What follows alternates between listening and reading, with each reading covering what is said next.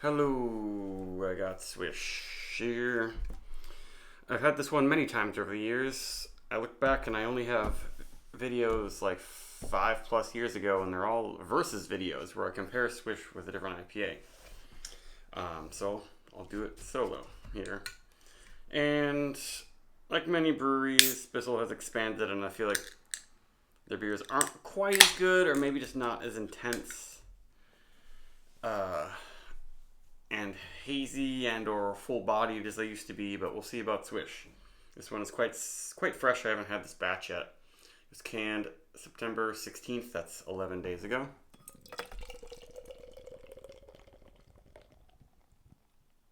But one thing is that it's nice they have not raised the price of this too much. At the brewery, it's $20.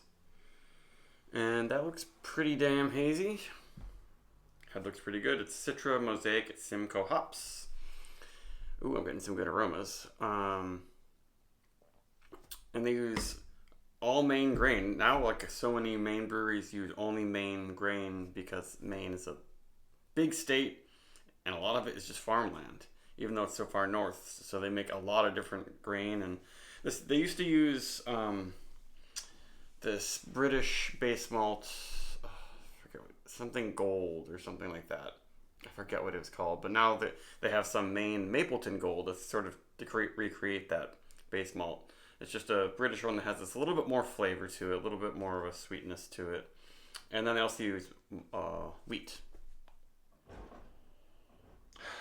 But yeah, their yeast strain just seems to be more prominent than I remember it. Maybe I'm wrong, but it seems like a lot of their beers are more yeast driven. A lot of IPAs are a little bit more heavy on the yeast than they are on the hops, and usually I want it to be more hop forward. Like I want the flavors and aromas to be derived more from the hops rather than from yeast esters. Or there needs to be a combination of two that makes something magical, which they definitely can do. I guess it's definitely got the Citra thing. And some berry peach mosaic. But then a lot of this kind of harder to explain honey candy yeast esters. It smells good though. Like a kind of a honey nut Cheerios thing. But yeah, almost a bubblegum note. And I'm just not a huge fan of bubblegum in IPAs. Yeah, almost reminds me of Belgian IPAs, which is kind of a dead style, but the way they used to be made in America is you use a Belgian yeast strain, and you get these big bubblegum estery notes, and then you combine it with bitter citrus stuff. And this is, it's adjacent to that. But yeah, I'm getting like Big League Chew or something.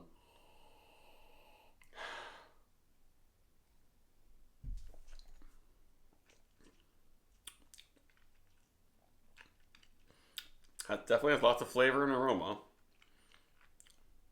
But it's quite sweet. Just, yeah, like Honey Nut Cheerios. It doesn't give you a good wallop with the hops.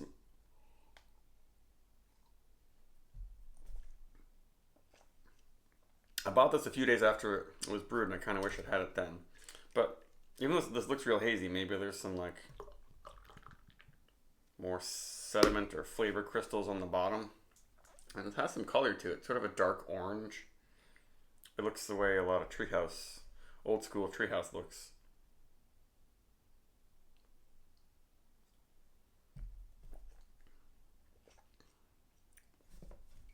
It's a little bit boozy. It might end up getting a little medicinal. But like, it's not as hop saturated as it used to be. It's kind of malty and yeasty, honestly.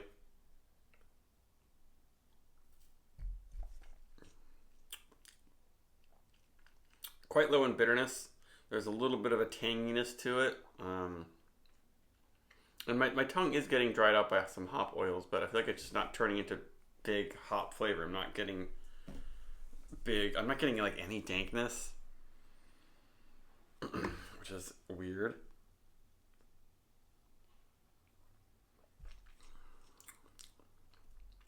Even like with Trillium, they have a lot of flaws in their beers, but the aromas they get and the flavors are often just like, whoa, that's big, big, huge mosaic aroma that smells like so many different fruits.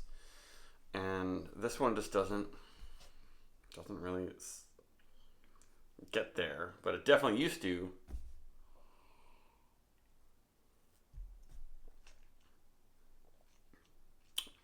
Mm-hmm. And like last time I got these, maybe a year or so ago, didn't really do it for me too much either.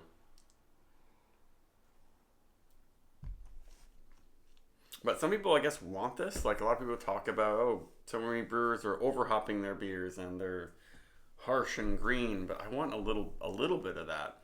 Not too much though. Not like Trillium double IPA headroom type stuff.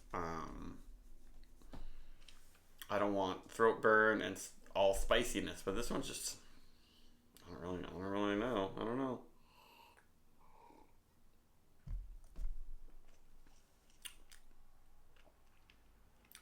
Now I'm getting some kind of like slight green quality. It's pretty drinkable, but just I don't like the esters. They're too candy-like and too leaning towards too like medicinally, like I don't want to say cough syrup type stuff. But I guess it's phenolic. That's what it is. Like yeast creates esters and phenols. Phenols are spicy, medicinal.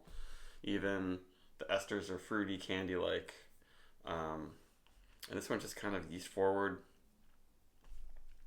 Combining with some of the dankness of the hops, it's coming out now as like Ricola or something like that. But there isn't a big, juicy, fruity note that's balancing all of it. Oh, excuse me.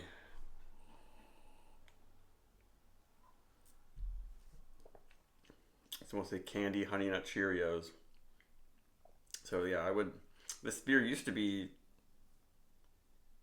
top 5 double IPAs. I hate saying that stuff like that, but like up there towards near, kind of almost a perfect. But I would not even give this tastes kind of like a disappointing Treehouse or something. Maybe that's not a good. This tastes like a lot of other $20+ double IPAs you can find at any store.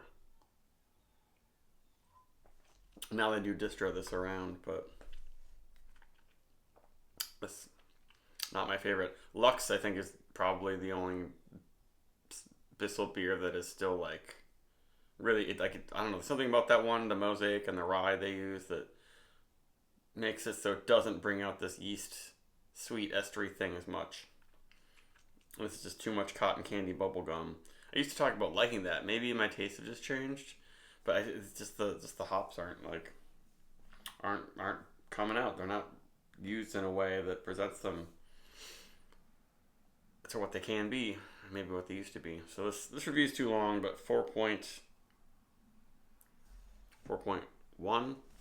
Some people might really disagree with me, but that's it. Bye.